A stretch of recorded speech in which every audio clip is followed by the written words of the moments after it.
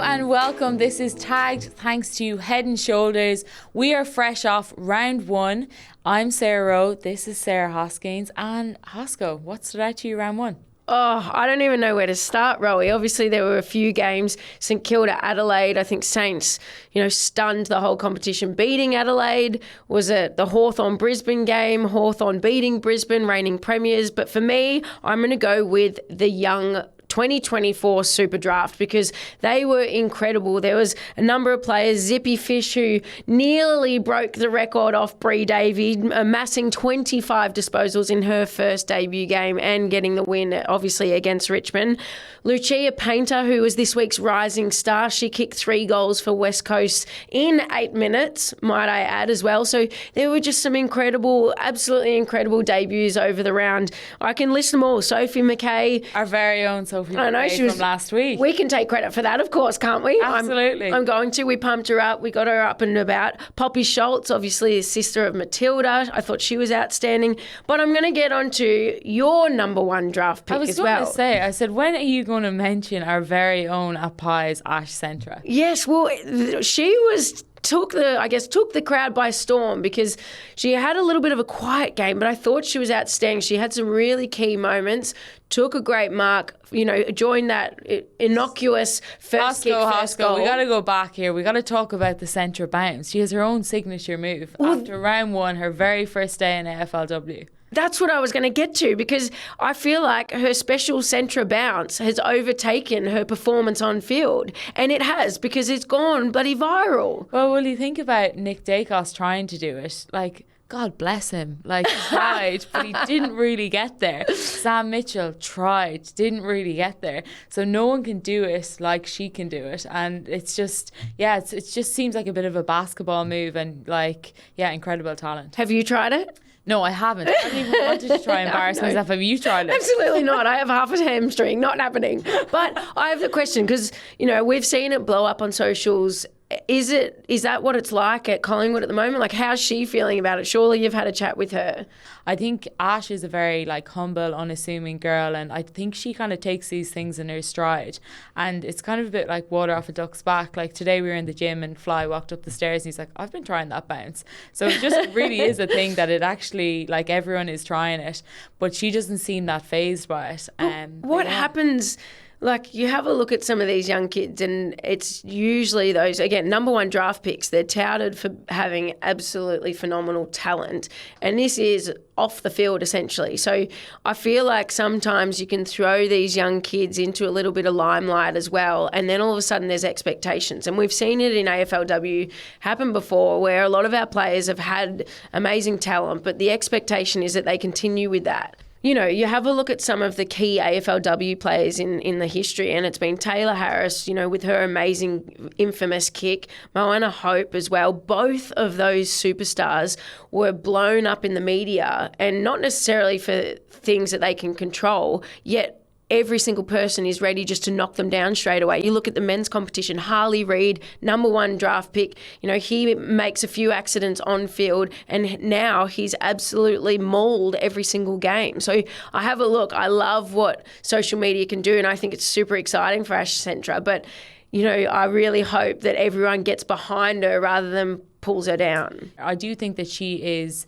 a very unique girl and I do think that she's going to be able to handle it. I do think the club, she's in safe hands with Collingwood. I think that if you're not Ash, if you're not in safe hands at Collingwood, you would be at Richmond. Just letting you know. So I think she'll be coached through it and I think that everyone will be around her and protective of her in that way. So I think that she will be fine. But ultimately, you have to be able to deal with these kind of things and the media can be cruel at times and people behind their keyboard warriors can be cruel at times, but I think she'll be able to handle it. Well, we love what you're doing, Ash. Keep it up and I'm excited to see what she can do for the rest of the season. But I'm also going to talk about something else that is quite cruel, and it is the fact that both Collingwood and Richmond lost on the weekend. So Collingwood, you played you reckon Carlton. It's because you weren't playing? Well, you also weren't playing. I didn't say it. No. We have an absolutely amazing list, but I would love to be back out there. No, it was, obviously devastating, I guess, for Collingwood. You didn't quite get the win on that in opening night as well. For Richmond as well, we were disappointed walking away, from Sydney. I thought they had an outstanding game. You saw some key players come back for their side, a few new inclusions, obviously. Chloe Malloy literally beat you single-handedly, I think. She didn't. Credit to her, though, in fairness. She did not kick more than our total score. We've seen some bad ones. 4 goals just back after ACL. You just, credit where credit's due. Come on. Do you know what? It pains me to say this because you love those stories. I love the feel-good stories where you see people come back from injury. They absolutely kill it. But bloody hell, Chloe, don't do it against Richmond. Please. Please. It's time to go head-to-head, thanks to Head and Shoulders. This is where Rowie and I will double down in a pop culture debate. And this week, there has been some huge news around Taylor Swift's new album launch. So I'm going to read it because, in case you missed it, she announced her new album, The Life of a Showgirl, on the New Heights podcast, which is hosted by her boyfriend, Kansas City Chiefs footballer Travis Kelce, and his brother, Jason. Now, some of the people have loved her approach in announcing the album, and they saw it as some really cool savvy marketing. But some people believe that she's allowing herself to be defined by her partner. Now, can you see the confusion? Look, Hosko, I'm a big Swiftie, but did she need her boyfriend's podcast to release her new album? She's big enough as it is. Well, I think it allows her to control the narrative, though. So she's in a space where she gets asked questions by people that she knows, no curveballs, and it's done in a safe environment. She could have came on tags. It's a very safe environment here, if that's what she really wanted, She doesn't know how to understand the Irish language. Rowie, here's why it was completely appropriate of her to launch her brand new album on an NFL podcast. So stay with me for a second, because hardcore Swifties believe that Taylor not only announced her new album, but that she's also been teasing a Super Bowl halftime performance. Now imagine, you can remember when she was at the Chiefs game last year, Super Bowl, the camera was on her for 60% of the time, right? Yep. Did you watch? Yeah, I did. Yep. She's in there. She's in one of the corporate boxes having a few drinks. But while on the podcast, Tay Swift recently shared details about her recent granny hobbies. Now, I don't know about you, but I've been why are they called granny hobbies? Because like grannies old grandma. Yeah. Yes, so sewing, painting, cooking. Apparently, she's got a very deep sourdough obsession. As in sourdough bread? Yes, the bread. Okay. We all love sourdough bread. We love. One of my favourites. But she said she thinks about sourdough 60% of the time. I think, and so do the fans, they think it's code. Because fans have pointed out that the San Francisco 49ers mascot is called Sourdough Sam. Right. The 49ers home field, Levi's Stadium, will host the Super Bowl in 2026. So you have a think about sourdough. Tay Swift will be there for the halftime show. I guarantee it. You guarantee it. And you said it here on Tagged. I said it here on Tagged. You heard it here first. Well, look, Hosko, I can't beat that one. Welcome to OMG. My name is Emma O'Driscoll from the Fremantle Dockers, and in this segment, we'll be covering all the behind-the-scenes Rogan random topics of AFLW Season 10. Let's go to the face. Gorgeous. Right now, I have my personal favourite, a bit of BB cream, shade 4, and bronzing drops on my face for a bit of shine and sparkle. I don't tend to wear makeup, but this with my SPF in it, perfect. But there are girls that may wear a full face of makeup, and I'm saying go off, queen. Do whatever you want to do. Be whoever you want to be. I don't think you need approval for that. The old lashes, I put nothing on mine because I get so emotional. I'd probably cry during a game, get hit in the face, and my mascara would be everywhere. But there are a lot of AFLW players that like to go with the fake lashes, and I'm all for it again. But when it affects your training because you have to wear a visor because it's raining, that's an issue. So in wet and wild conditions, the fake lashes do come off. So you can't wear a hat during a game, so maybe just don't do it. The nails. What do we do for them? Not sure. I get manicure personally.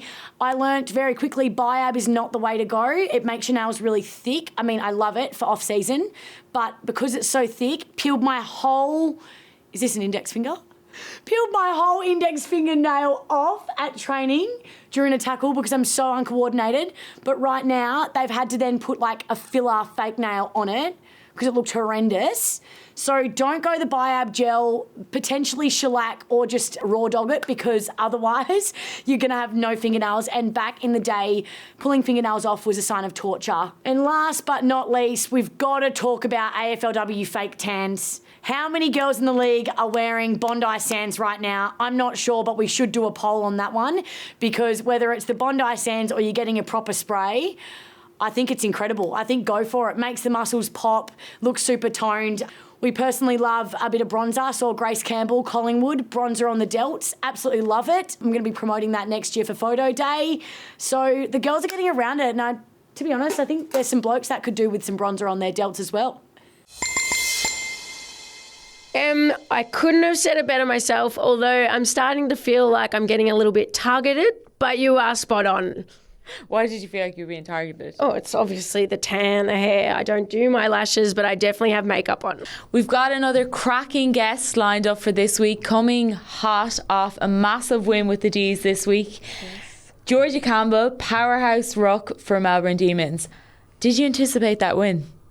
I mean, yeah, we kind of came in to the game like strong. We've had a good pre-season, but obviously we versed Bulldogs like every year nearly, so they've always brought pressure. So we knew it was going to be tough, but yeah, I think we were high spirits, knew we would kind of get that win. And talk to me a little bit about what it's been like being at the Demons. You know, can you remember your sort of first time walking into the club, and was there anyone there that you idolised? Yes, I think definitely Daisy. She was my captain when I first walked in. Yeah. I remember the first memory when I walked in. Oh, actually, I think I brought my dad in because I didn't have my license. So he had to drive me in. He came in with me. I was like a baby. Like, even though I was 17, he came with me everywhere. But yeah, walked in, I think. And then I think I saw Lily Mithen and spoke to her for a while. And that was like my first memory. Speaking of the familiar faces, I think everyone wants to know how Tayla Harris is doing with her eye at the weekend. Yes. No, she's doing good. She trained, she didn't get to train today. She's still resting it up. So she got a poke in the eye, and then, yeah, just the contact lens was involved with that. Just kind of, yeah, had to go to hospital. So she's got one dilated eye right now, but yeah, she's ticked off everything, and she has an appointment tomorrow. So hopefully she's fine. But yeah, you're playing it down, and I can say this because Tay's one of my best friends. No, I've seen some drama come out of Tay Harris before, but tell me, she's obviously. I know she would. No, I know it's obviously a serious injury. Yeah. If she's getting essentially carried off the field, has to go to hospital. No, so she's okay. Yeah, she's fine. Oh, great. She'll be fine. She was able to do, we saw some vision today ahead of this week's game. Yes. So I think I'm going to need you to explain it to the audience, because she was preparing to go up in the sky. She didn't go up there. She was in a helicopter preparing for this weekend. Can you talk to us about that and explain what's going on this weekend for your home game? Yes. So obviously there's been everything about it happening, but so there'll be a helicopter hovering over Casey Fields, and they'll drop 5,000 golf balls, which after the final siren, I'm assuming, hopefully, on the ground. Like, how do they control this? Where do they go? Me and my mum were just talking about it. I don't know how fast they're going to get us off the ground. Like, I don't know that it's going to be like, siren's gone, get off. But I'm not actually too sure about that information.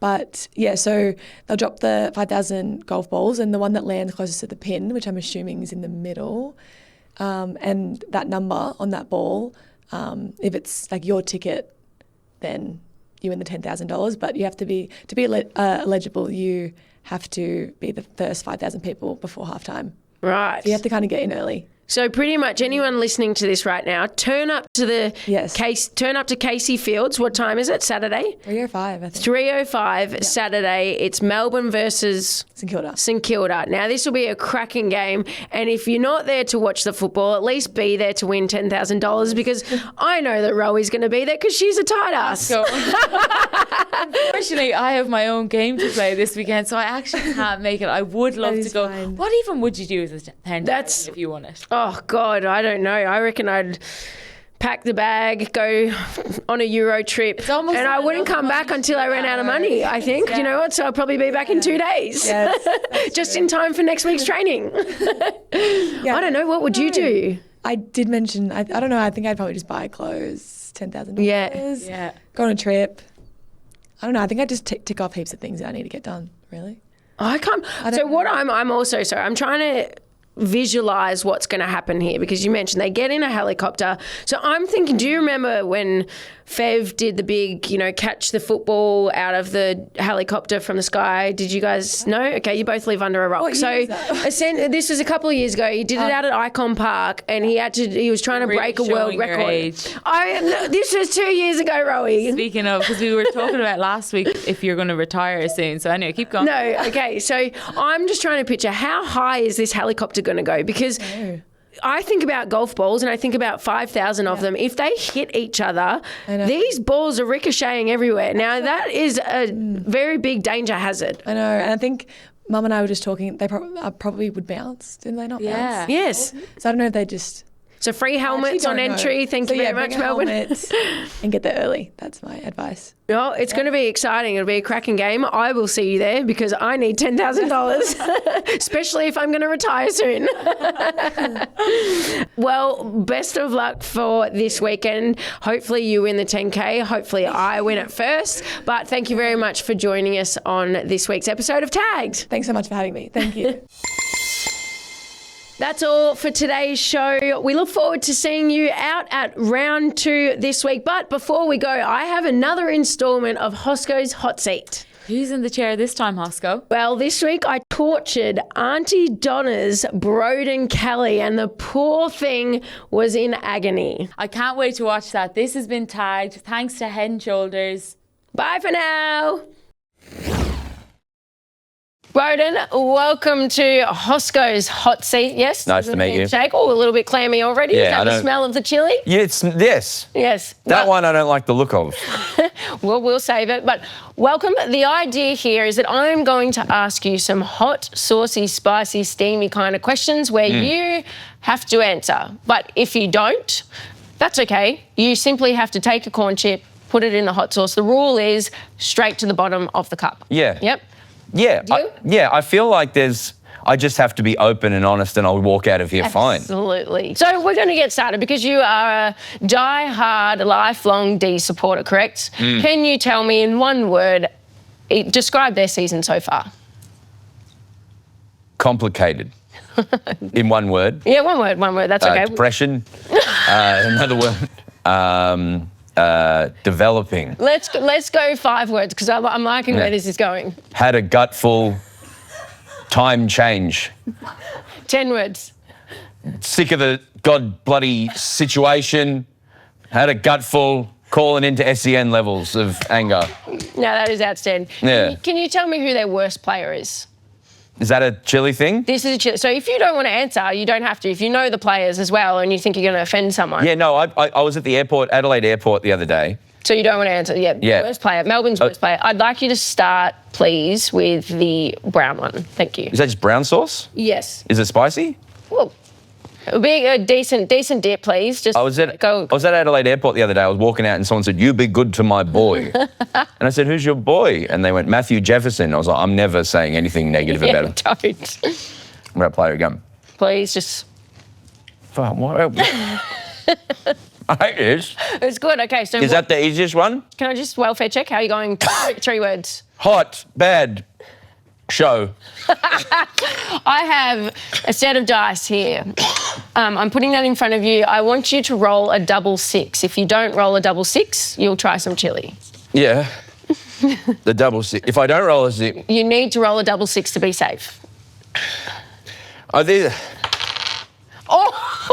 well. A6 and a 4. So take your pick. Which one would you like to try next? The corn chip. I can see on the top of your head. It's Yeah. to go pink. Thank you, Tegan Higginbotham. Which one? You take your pick. Which one? Let's go the one closest to me. That tells me that's the easier one. Is it? I've only had that one. We had to have a quick pants change halfway through the segment, so you're doing well if you're not doing I like that That's one. Okay, yeah. Flavours. Yeah, in better. 3 words, describe the flavour of that. Chili, California vibes. Christian Petrarca, is he 100% committed to Melbourne? I don't know. I'd get it, make him have chili. He's a cooking guy. Okay. I don't like the back chat. Please have some chips. All right. And chips and thing? Chips and dip, please. You want that one? Yeah, go the middle one, please. I want that one again. Go double. Do you Double? Want, yeah, double dip in both. Oh, it looks red. Red is the colour of heat. It is. See his eyes starting to... Okay, as we're going... I was on this show. I was asked by the producer, do you want to come on this show? It's called Tag. It's about AFLW. It's the season's coming. Yeah. I'm like, yeah, I'll support the W. I love the W. I got ready to put this shit in front of me. Who's funnier, Mark Bonanno or Zachary Ruane? Yeah. No, so in this one, because you said it so confidently... I'll do that one, and then I'll layer it with that one. And then I'll put that one. And at the end, and it's quick fire, so we've got to really get it in. Yeah, there we go. Now, you've got a beautiful, beautiful glowing beard here, correct? Yeah. How long have you worn this beard for? I've had this since... I had to cut it once for a role. Only once. Where I played a man without a beard. I didn't like it. So I have a present because from home I brought my own personal razor that I use. Let me shave your... There's no money in the world. Let me shave your beard. There's no money in... So just a little bit. I'm trying to support this show by coming on. And this is active violence. This is the first time I've been to AFL headquarters. This is the home of my favourite show the round so far. And you do this to me. So simple, yes or no? I'm here to help. And you... Do I have to do it again now? To do it again? Well, unless you... Yeah, of course. I mean, also, try and go through this with this. Trust me, you choose the men's razors because they cut through thick Is Andrew hair. Dillon here? No, he's not. Is he doing this? Okay, that is all we have time for today. So thank you, Brode and Kelly, for coming in. You have just been hot-seated, and I have... Nice to meet you, by the way. Yes, really. I hope we can do it again sometime. I hope the Tigers do really well. I I hope have you're relegated. left you with a nice trauma hot stuff parting gift. This is not funny. Hot stuff. I mean, you know what? From my chair, it actually kind of is. So thank you very much. Bye.